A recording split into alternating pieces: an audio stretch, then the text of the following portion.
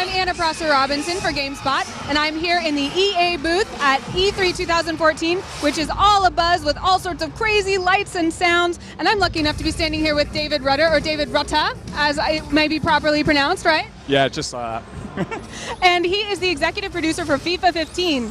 So what can we expect from this awesome new FIFA game? Well, the idea really this year was to try and inject as much emotion and passion and feeling into the game, sort of feel the game this year. And we've done that in a number of different ways. Firstly, with incredible visuals that really capture the kind of atmosphere and the look of the players, the pitch. You know, we're now tracking all of the footprints on the pitch, and it is stunning, really stunning new lighting and everything like that. As well as also with some unrivaled intelligence as far as the team tactics to really inject a kind of emotional sense of, you know, winning and losing. So there's, you know, a change to the way the teams are playing based on that. And also the players now have memories, so they're tracking the context of the match and interactions with other players. And also the control of the players too, so you can really feel the way that they should be moving, accelerate and cut out of turns with a lot more punch than you could before. And the game's just got a lot more personality and a lot more responsiveness.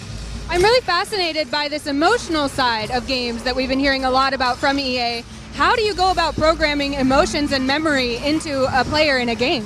So it's a great question. I mean, for us, really, it's something we've always wanted to be able to do, but we just haven't had power on the last generations of consoles. So this year, what we really wanted to do was, if you imagine in a real sport, generally, the interactions between the players on the pitch actually have some sort of history and outcomes based on. If you keep tackling me, I'm going to kind of get a bit annoyed with you after a period of time. So this idea that the story of a match wasn't just about the score line. The story of the match was also about how the players felt about each other, including on their own teams too. So if a goalkeeper makes, you know, repeated mistakes, his defenders are going to feel bad towards him. The same as, you know, if a striker keeps missing scoring opportunities, he's going to kind of feel disappointed himself, but the teammates around him are going to be, you know, chastising him and telling him what they think as well.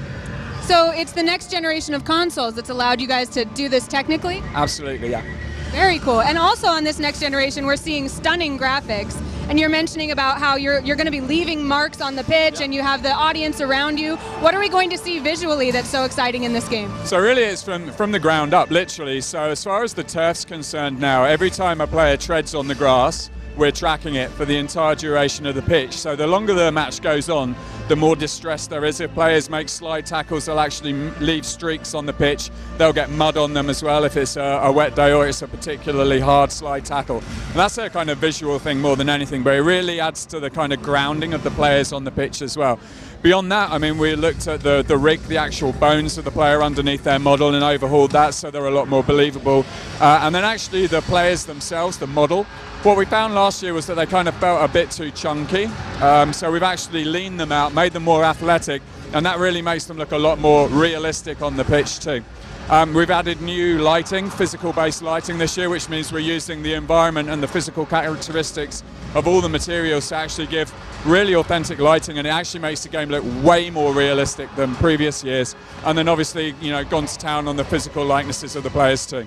And we're going to be seeing real, actual, you know, football pitches and real players and things like that, you know, actual places that we would visit in real life, right? Absolutely. So for us, you know, this emotional theme going throughout the entire team, throughout the entire game, what we wanted to do was represent the individual teams as well. So for many of the stadia and many of the teams now, what we're trying to do is capture the culture of the country or the team or the league that they're in. So, you know, the Bombonera, which is a really famous kind of cauldron of sport, really give it that kind of sense of emotion and passion. The Kop as well at Anfield, and the Poznan as well at the Etihad now. All of those things that really represent the emotion, the intensity and the culture of those teams. So what kind of player do you think this game is going to really, really appeal to on launch?